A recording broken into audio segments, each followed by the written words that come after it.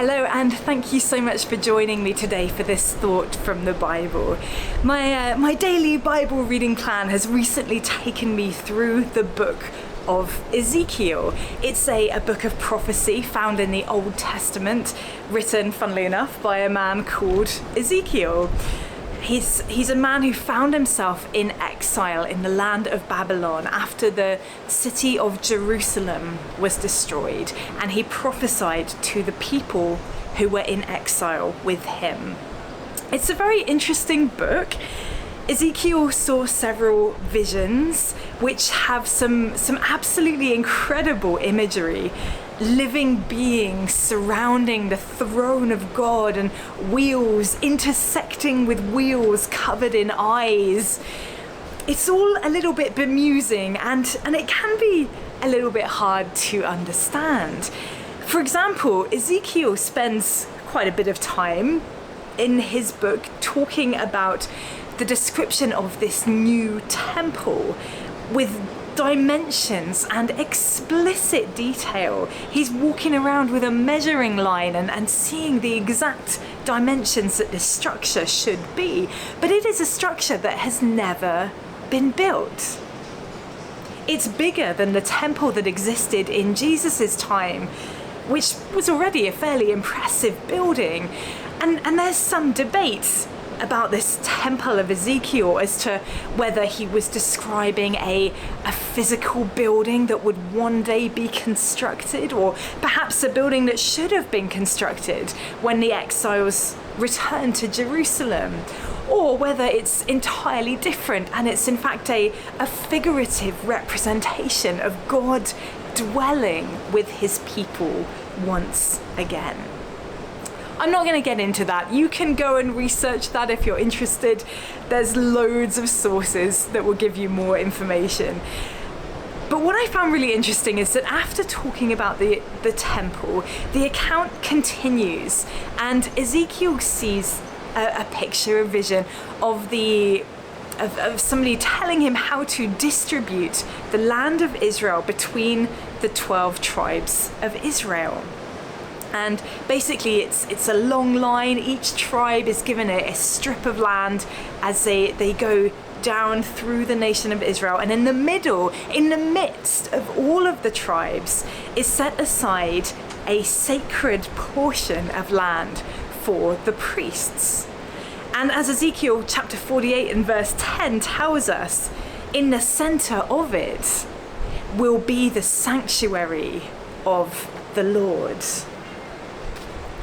Regardless of whether this allotment of land is a real, literal something that would happen one day or something entirely symbolic, what I love is that the sanctuary, the place of God's presence, is at the center of absolutely everything.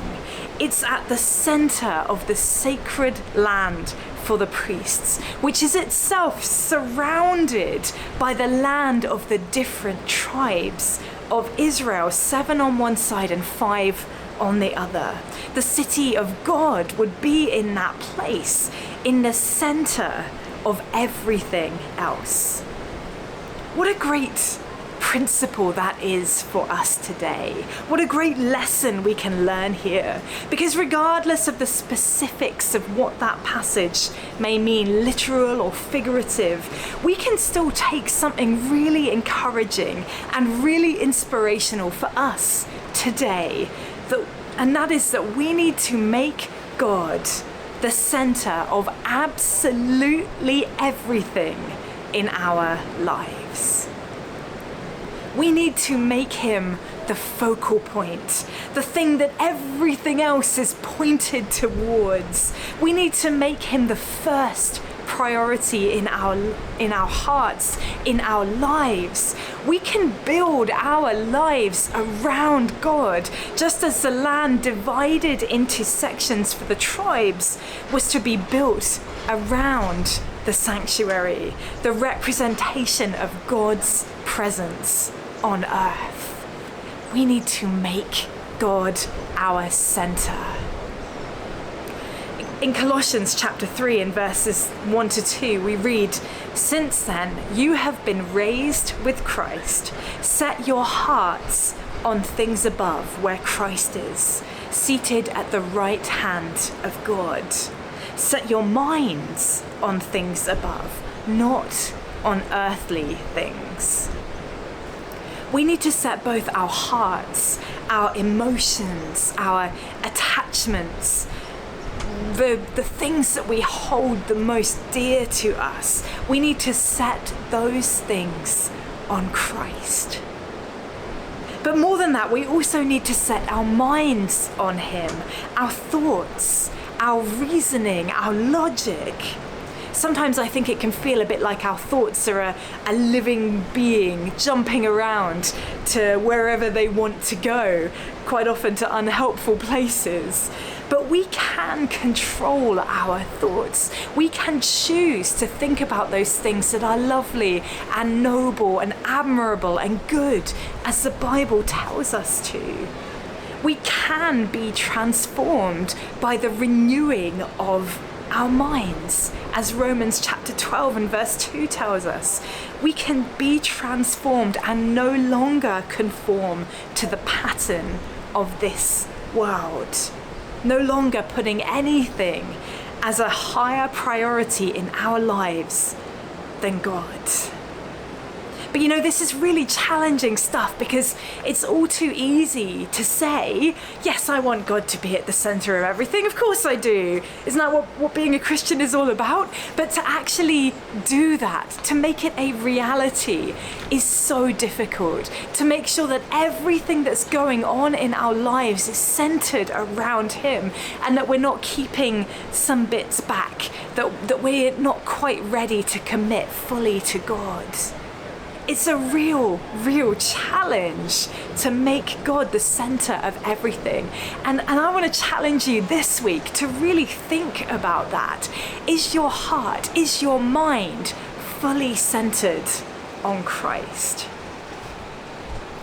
I just love that at the end of that passage in Ezekiel chapter 48, Ezekiel is told what the name of that city would be, that city in the center of everything, that city where the sanctuary of God's presence would be. That city would no longer be known as Jerusalem. The name would now be Yahweh Shammah. The Lord is there. Isn't that a wonderful name for a city? The Lord is there. I just think that's so beautiful, because when we do make God the center, the Lord is there. When we make Jesus the center of our lives, our hearts, our minds, the Lord is there.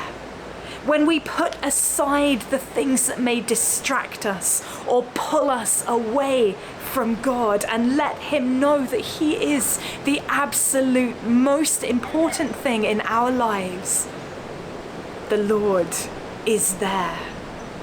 And when the Lord is there, the people around us will be able to see it. They will know that there is something different, some different motivation, something different that drives us. We who no longer accept the pattern of this world, the things that the world tells us are the most important things. Money, success, security. We put down those things and make God the center of it all. We trust fully and wholly in our God, the center of our minds, the center of our hearts. Just imagine how amazing that could be, knowing in every single day, in every single moment, in every single thing that we do, that the Lord is there. Knowing it fully, because God is at the center of everything that we do. Thank you so much for joining me today for that thought from the Bible. I will be back on Wednesday next week with another video, so I will see you then.